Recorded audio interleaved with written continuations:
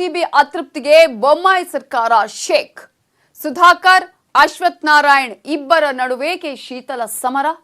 CPY Ramesh, Renukacharya Delhi ಭೇಟಿ ಮರ್ಮವೇನು? ಅತೃಪ್ತಿ, ಅಸಮಾಧಾನದ ಬೆನ್ನಲ್ಲೇ ರಾಜೀನಾಮೆ ಬಗ್ಗೆ ಆನಂದ್ ಸಿಂಗ್ ಹೇಳಿದ್ದೇನು? ಹೈಕಮಾಂಡ್ ದಾಳ, ರಾಜೀನಾಮೆ ಅಸ್ತ್ರ. ಏನಿದು ಖಾತೆ ಕದನದ ಬಿಗ್ ಸೀಕ್ರೆಟ್? ಇದೇ ಹೊತ್ತಿನ ಫೋಕಸ್ 18 ಭಿನ್ನ ಮತ ಧಗ ಧಗ. ಆನಂದ್ ಎಂಟಿಬಿ ಅತೃಪ್ತಿಗೆ ಬೊಮ್ಮಾಯಿ ಸರ್ಕಾರ ಶೇಕ್. ಸುಧಾಕರ್, ಅಶ್ವಥ್ ನಾರಾಯಣ್ ಇಬ್ಬರ ನಡುವೆ ಶೀತಲ ಸಮರ. ಸಿಪಿವೈ ರಮೇಶ್, ರೇಣುಕಾಚಾರ್ಯ ದೆಹಲಿ ಭೇಟಿ ಮರ್ಮವೇನು?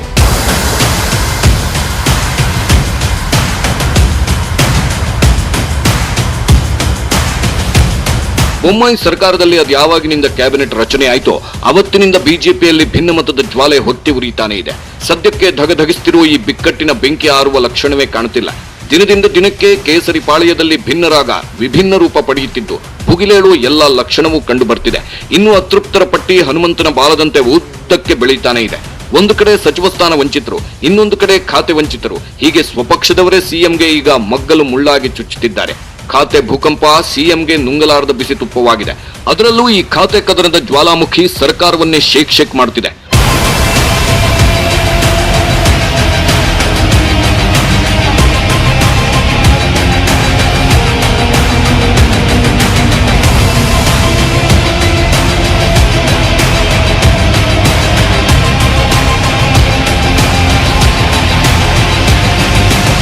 ಆನಂದ್ ಎಂಟಿಬಿ ಅತೃಪ್ತಿಗೆ ಬೊಮ್ಮಾಯಿ ಸರ್ಕಾರವೇ ಕಂಪಿಸುತ್ತಿದೆ. ಸುಧಾಕರ್, ಅಶ್ವಥ್ ನಾರಾಯಣ್ ಇಬ್ಬರ ನಡುವೆ ಶೀತಲ ಸಮರದ ರಣಕಹಳೆ ಮೊಳಗಿದೆ. ನೇರವಾಗಿ ದಿಲ್ಲಿಗೆ ಹಾರಿರೋ ಬಂಡಾಯ ಶೂರರು ಅಲ್ಲಿಯೇ ಕುಳಿತುಕೊಂಡು ದಾಳ ಉರುಳಿಸುತ್ತಿದ್ದಾರೆ. ಸೈನಿಕ ಜಾರಕಿಹೊಳಿ, ರೇಣುಕಾಚಾರ್ಯ ದಿಲ್ಲಿಗೆ ದಾಂಗುಡಿ ಇಟ್ಟಿದ್ದು ಸಿಎಂಗೆ ಮತ್ತಷ್ಟು ಟೆನ್ಷನ್ ತಂದಿದೆ. ಆಗ ಬಿಎಸ್ವೈ ಸಿಎಂ ಆಗಿದ್ದಾಗಲೂ ಇದೇ ರೀತಿ ಅಪಸ್ವರದ ಬೆಂಕಿ ಧಗಧಗಿಸುತ್ತಿತ್ತು. ಇದೇ ರೀತಿ ಅತೃಪ್ತರು ರಾಷ್ಟ್ರ ರಾಜಧಾನಿ ಹಾರುತ್ತಿದ್ರು. ಈಗ ಸಿಎಂ ಬದಲಾಗಿದ್ದಾರೆ, ಹೊಸ ಸರ್ಕಾರ ಬಂದಿದೆ. ಆದ್ರೆ ಅದೇ ರಾಗ, ಅದೇ ಹಾಡು. ಹೊಸ ಸಿಎಂ ಬಂದ್ರೂ ದಿಲ್ಲಿಗೆ ಹೋಗೋರ ಸಂಖ್ಯೆಯೇನೂ ಕಡಿಮೆ ಆಗಿಲ್ಲ. ಬಂಡಾಯದ ಬಾವುಟ ಹಾರಿಸೋರ ಸಂಖ್ಯೆನೂ ಕಡಿಮೆ ಆಗಿಲ್ಲ.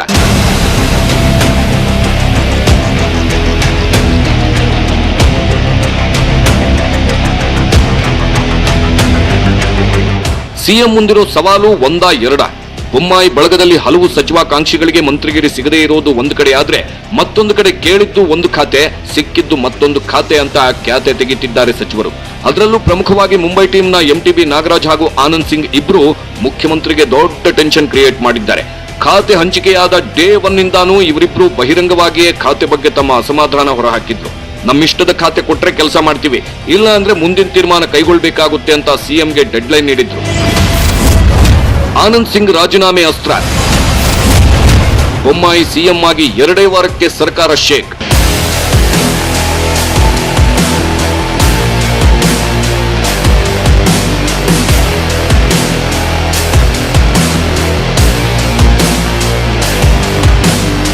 ಬೊಮ್ಮಾಯಿ ಸಿಎಂ ಆಗಿ 2 ವಾರಕ್ಕೆ ಮೇಲ್ನೋಟಕ್ಕೆ ಸರ್ಕಾರ ಶೇಕ್ ಆಗ್ತಿರೋ ರೀತಿ ಕಾಣುತ್ತಿದೆ.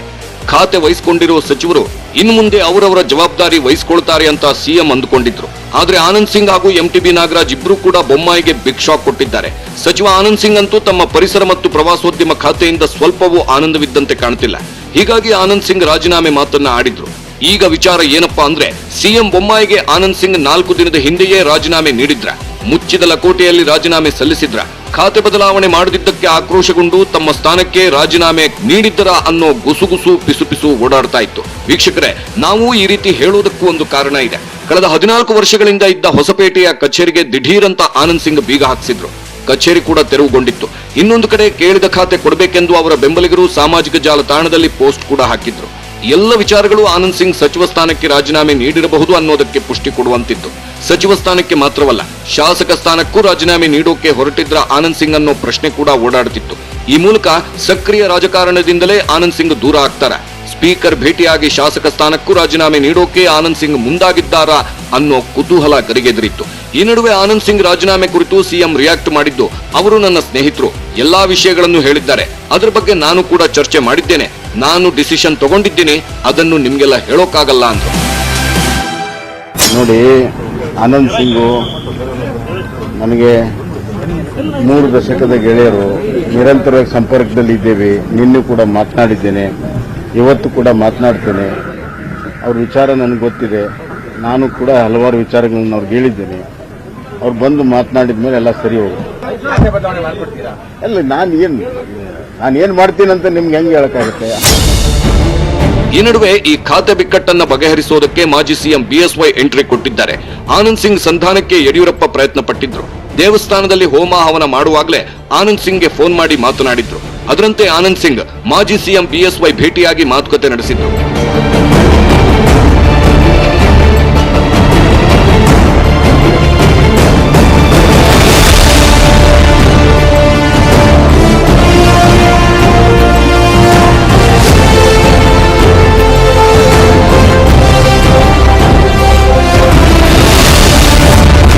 ಸಿಂಗ್ ಖಾತೆ ಫೈಟ್ ಹಿಂದಿರೋ ಅಸಲು ಎತ್ತೇನು ಗೊತ್ತಾ?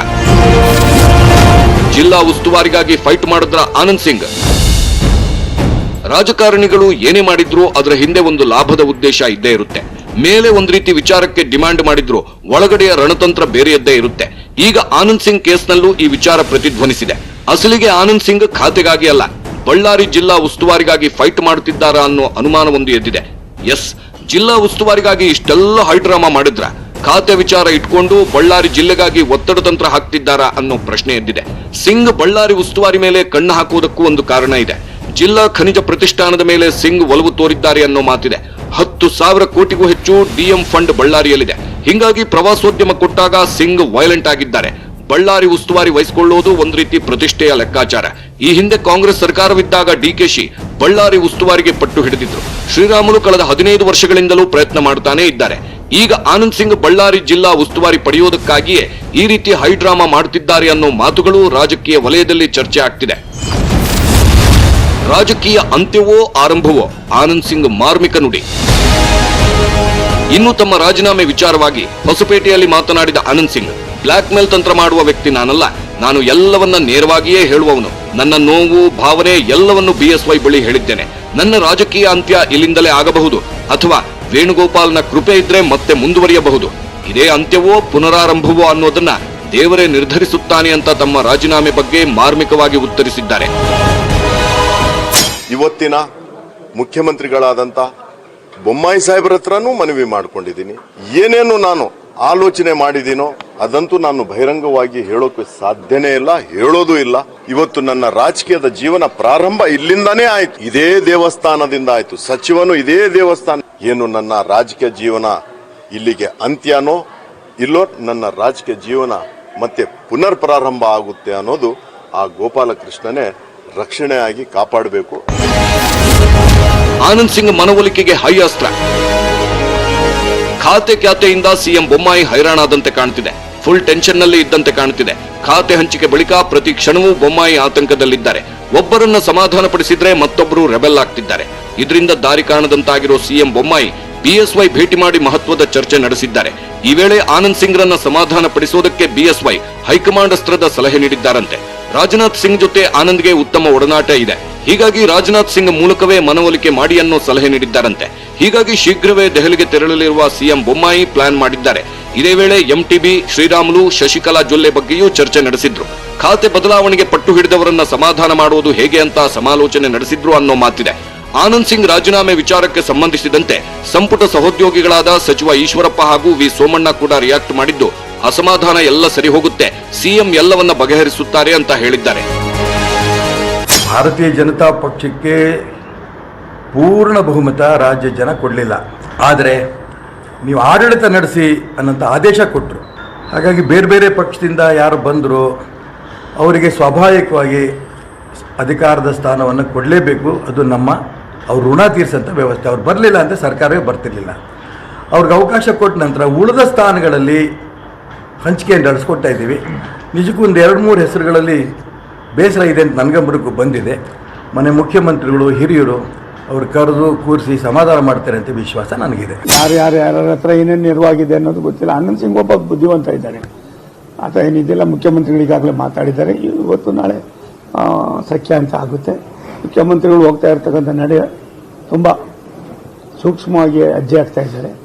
ಮಾನ್ಯ ಯಡಿಯೂರಪ್ಪನವರ ಮಾರ್ಗದರ್ಶನ ಕೂಡ ಅಲ್ಲಲ್ಲೇ ತಗೋತಾ ಇದ್ದಾರೆ. ರಾಷ್ಟ್ರೀಯ ನಾಯಕರುಗಳ ಜೊತೆಯಲ್ಲೂ ಕೂಡ ಮಾತನಾಡಿಕೊಂಡು ಎಲ್ಲವನ್ನು ಕೂಡ ಬಗೆಹರಿಸತಕ್ಕಂಥ ಪ್ರಾಮಾಣಿಕವಾದ ಪ್ರಯತ್ನವನ್ನು ಮುಖ್ಯಮಂತ್ರಿಗಳು ಮಾಡ್ತಾರೆ. ದಿಲ್ಲಿಗೆ ದೌಡಾಯಿಸುತ್ತಿದ್ದಾರೆ ಅತೃಪ್ತರು. ಸಚಿವರು ಒಂದು ಕಡೆ ತಮ್ಮ ಇಷ್ಟದ ಖಾತೆಗಾಗಿ ಇನ್ನಿಲ್ಲದ ಕಿತಾಪತಿ ಕಿರಿಕ್ ಮಾಡುತ್ತಿದ್ರೆ, ಈ ಕಡೆ ಮಂತ್ರಿ ಸ್ಥಾನ ಸಿಗದ ಶಾಸಕರು ಕೂಡ ರೆಬೆಲ್ ಆಗಿದ್ದಾರೆ. ಯಾವಾಗ ಸಿಎಂ ಬೊಮ್ಮಾಯಿ ಸಚಿವ ಸ್ಥಾನದ ಬಗ್ಗೆ ಹೈಕಮಾಂಡ್ನತ್ತ ಬೊಟ್ಟು ಮಾಡಿ ತೋರಿಸಿದ್ರೋ, ಅತೃಪ್ತರು ಭಿನ್ನಮತೀಯರು ದಿಲ್ಲಿಯತ್ತ ಮುಖ ಮಾಡಿದ್ದಾರೆ. ಮೊನ್ನೆ ಸಿಪಿ ಯೋಗೇಶ್ವರ್, ಆಮೇಲೆ ರಮೇಶ್ ಜಾರಕಿಹೊಳಿ, ಈಗ ಕುರ್ಚಿಗಾಗಿ ಹೊನ್ನಾಳಿ ಶಾಸಕ ರೇಣುಕಾಚಾರ್ಯ ಮತ್ತೆ ದಿಲ್ಲಿಗೆ ದೌಡಾಯಿಸಿದ್ದಾರೆ. ಈ ಹಿಂದೆ ಯೋಗೇಶ್ವರ್ ವಿರುದ್ಧ ಕತ್ತಿ ಮಸಿಯುತ್ತಿದ್ದ ರೇಣುಕಾಚಾರ್ಯ ಈಗ ಸೈನಿಕನ ವಿಚಾರದಲ್ಲಿ ಫುಲ್ ಸೈಲೆಂಟ್ ಆಗಿಬಿಟ್ಟಿದ್ದಾರೆ. ಯೋಗೇಶ್ವರ್, ಜಾರಕಿಹೊಳಿ ಬೆನ್ನಲ್ಲೇ ರೇಣುಕಾಚಾರ್ಯ ಕೂಡ ದಿಲ್ಲಿಗೆ ಹಾರಿರೋದು ಅನೇಕ ಕುತೂಹಲ ಹುಟ್ಟುಹಾಕಿದೆ. ಮೂವರು ಕೂಡ ವರಿಷ್ಠರ ಭೇಟಿಗೆ ಇನ್ನಿಲ್ಲದಂತೆ ಕಸರತ್ತು ನಡೆಸುತ್ತಿದ್ದಾರೆ. ಇನ್ನುಳಿದ 4 ಮಿನಿಸ್ಟರ್ ಪೋಸ್ಟರ್ಗಳಲ್ಲಿ ತಾವು ಹೇಗಾದ್ರೂ ಸ್ಥಾನ ಪಡಿಬೇಕು ಅಂತ ಸರ್ಕಸ್ ಮಾಡುತ್ತಿದ್ದಾರೆ. ದಿಲ್ಲಿಯಲ್ಲೇ ಕುಳಿತು ದಾಳ ಹುಡುತ್ತಿದ್ದು ಸಚಿವಗಿರಿಗಾಗಿ ಲಾಬಿ ಮಾಡುತ್ತಿದ್ದಾರೆ. ಆದ್ರೆ ಇವ್ರ್ಯಾರು ತಾವು ದಿಲ್ಲಿಗೆ ಯಾಕೆ ಬಂದಿದ್ದೀವಿ ಅನ್ನೋದ್ರ ಗುಟ್ಟು ಬಿಟ್ಟು ಕೊಡ್ತಿಲ್ಲ. ಈ ನಾಯಕರ ನಿಗೂಢ ತಂತ್ರ ಏನು ಅನ್ನೋದ್ರತ್ತ ರಾಜ್ಯ ಬಿಜೆಪಿ ಪಾಳೆಯದ ಕಣ್ಣು ಬಿದ್ದಿದೆ. ಈ ನಡುವೆ ವೆರಿ ಇಂಟ್ರೆಸ್ಟಿಂಗ್ ಅಂದ್ರೆ ಡಾಕ್ಟರ್ ಸುಧಾಕರ್ ಹಾಗೂ ಡಾಕ್ಟರ್ ಅಶ್ವತ್ಥ ನಾರಾಯಣ್ ಇಬ್ರು ಆ ಒಂದು ಸ್ಥಾನದ ಮೇಲೆ ಕಣ್ಣಿಟ್ಟಿರೋದು ಸಿಎಂಗೆ ದೊಡ್ಡ ತಲೆನೋವು ತಂದಿದೆ.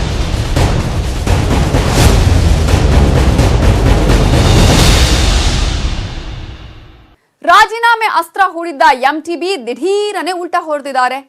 ಈ ಖಾತೆ ಕಿತ್ತಾಟದ ಬೆನ್ನಲ್ಲೇ ಸಿಎಂಗೆ ಮತ್ತೊಂದು ತಲೆನೋವು ಶುರುವಾಗಿದೆ. ಕೋವಿಡ್ ಟಾಸ್ಕ್ ಫೋರ್ಸ್ ಅಧ್ಯಕ್ಷಗಿರಿ ಪಟ್ಟಕ್ಕಾಗಿ ಆ ಇಬ್ಬರು ನಾಯಕರ ನಡುವೆ ಪೈಪೋಟಿ ಸ್ಟಾರ್ಟ್ ಆಗಿದೆ. ಏನಿದು ಕುರ್ಚಿ ಕಚ್ಚಾಟ? ಆ ಬಗ್ಗೆ ಕಂಪ್ಲೀಟ್ ಆಗಿ ಹೇಳ್ತೀವಿ ಚಿಕ್ಕ ಬ್ರೇಕ್ನ ನಂತರ.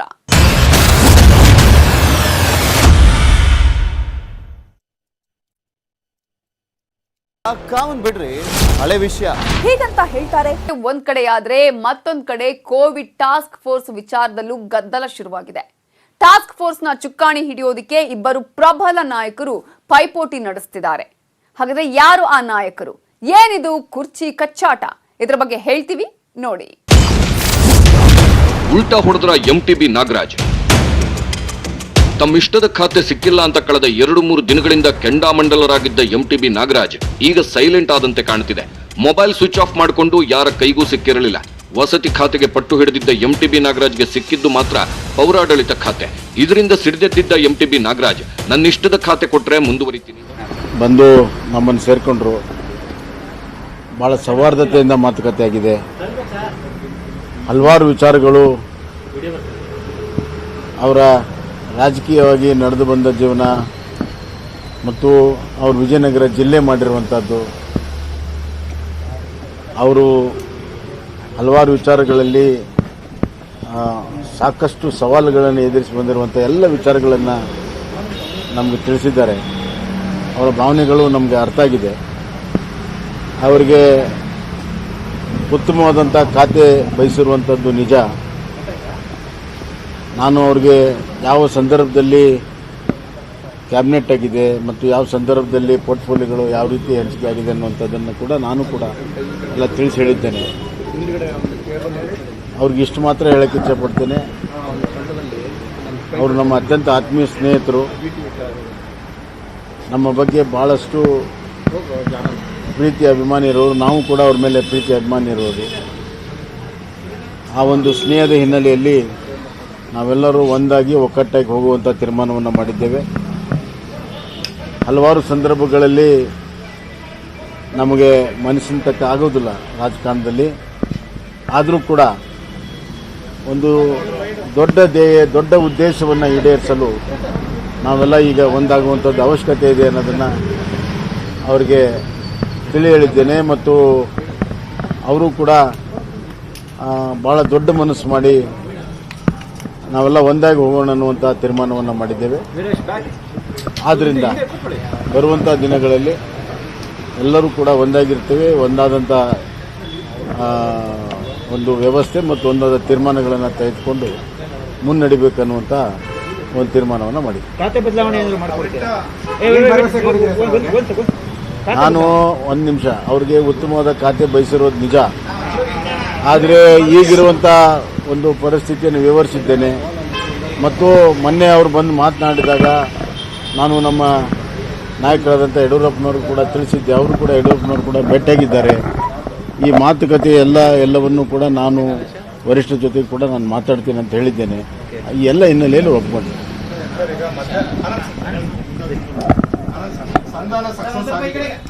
ನೋಡಿ, ಈಗ ನೋಡಿ ನಿಮ್ಮ ಪ್ರಶ್ನೆಗಳು ನಾನು ಈಗ ಮುಖ್ಯಮಂತ್ರಿಗಳು ಬಹಳ ಸುದೀರ್ಘವಾಗಿ ಇವತ್ತು ಚರ್ಚೆ ಆಗಿರೋದನ್ನ ನಿಮಗೆ ಹೇಳಿದ್ದಾರೆ. ಅದರ ಜೊತೆಗೆ ನಾವು ನಮ್ಮ ಪಕ್ಷವನ್ನ ಇದೇ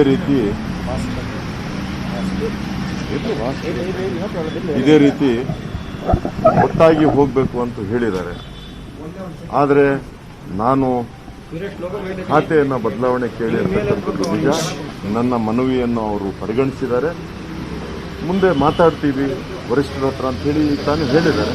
ಖಂಡಿತವಾಗ್ಲೂ ನಾವು ಅವರಿಗೆ ಸಹಕಾರ ಕೊಡುವಂಥ ರೀತಿಯಲ್ಲಿ ನಾವು ಅವ್ರ ಜೊತೆಯಲ್ಲಿ ಇದ್ದೀವಿ. ನಾನು ಎಲ್ಲಿ ರಾಜೀನಾಮೆ ಕೊಡ್ತೀನಿ ಅಂತ ಹೇಳಿ ಎಲ್ಲಾದರೂ ಹೇಳಿದ್ನ? ನಾನು ಎಲ್ಲೂ ಹೇಳಿಲ್ಲ. ನೀವು ಆ ರಾಜೀನಾಮೆ ಪ್ರಶ್ನೆ ಕೇಳುವಂಥ ಪ್ರಶ್ನೆನೇ ಉದ್ಭವ ಆಗಲ್ಲ. ನಾನು ಏನು ಹೇಳಿದ್ದೆ, ನಾನು ಮುಖ್ಯಮಂತ್ರಿಗಳಿಗೆ ನನ್ನ ಮನವಿಯನ್ನು ಮಾಡಿದ್ದೀನಿ ಅಂತೇಳಿ ಆ ಮನವಿಯನ್ನು ಪರಿಗಣಿಸೋಣ, ನಾವೆಲ್ಲ ಮಾತಾಡಿಕೊಂಡು ಬಗೆಹರಿಸೋಣ. ನಿಮ್ಮ ಮನವಿಯನ್ನು ನಾವು ಖಂಡಿತವಾಗ್ಲೂ ಬಹಳ ಆದ್ಯತೆ ಕೊಟ್ಟು ನಾವು ತಗೊಳ್ತೀವಿ ಅಂತ ಹೇಳಿದ್ದಾರೆ. ಮುಗಿದೋಯ್ತು.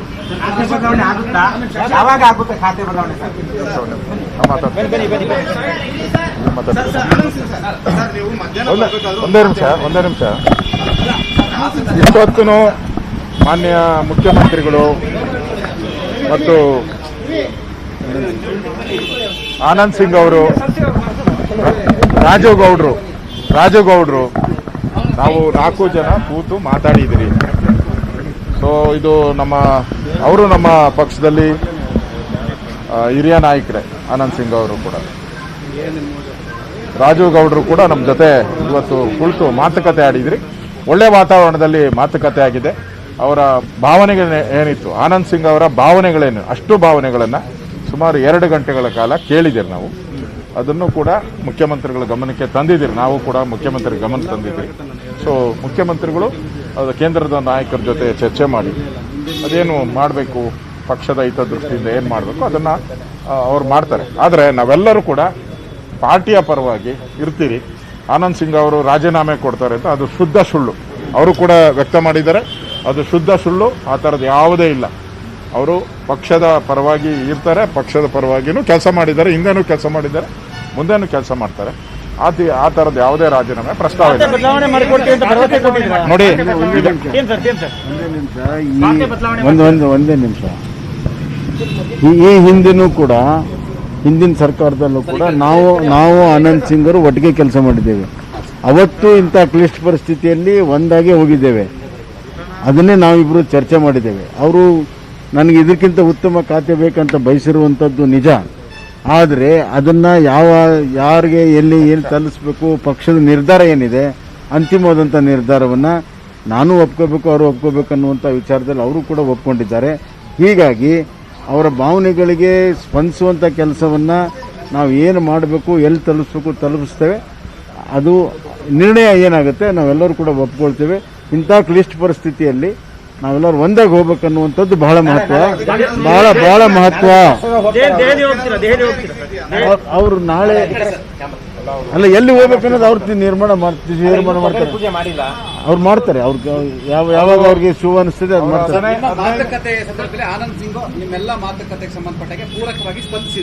ಹೌದು, ಖಂಡಿತವಾಗಿಯೂ ನಾವು ಅವರು ನಮ್ಮ ಒಂದೇ ನಿಮಿಷ, ನಮ್ಮದು ಅವರು ವಿಚಾರದಲ್ಲಿ ಯಾವುದೂ ಭೇದ ಇಲ್ಲ.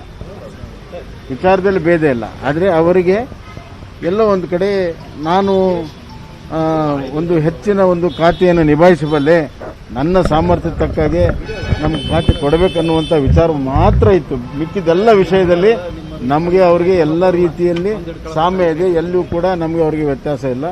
100ಕ್ಕೆ 100 ಎಲ್ಲ ಬೇರೆ ಎಲ್ಲ ವಿಚಾರಗಳಲ್ಲಿ ನಾವೆಲ್ಲ ಒಂದಾಗಿದ್ದೇವೆ. ಹೀಗಾಗಿ ಒಂದಾಗಿ ಹೋಗುವಂಥ ತೀರ್ಮಾನವನ್ನು ಮಾಡಿದ್ದೇವೆ.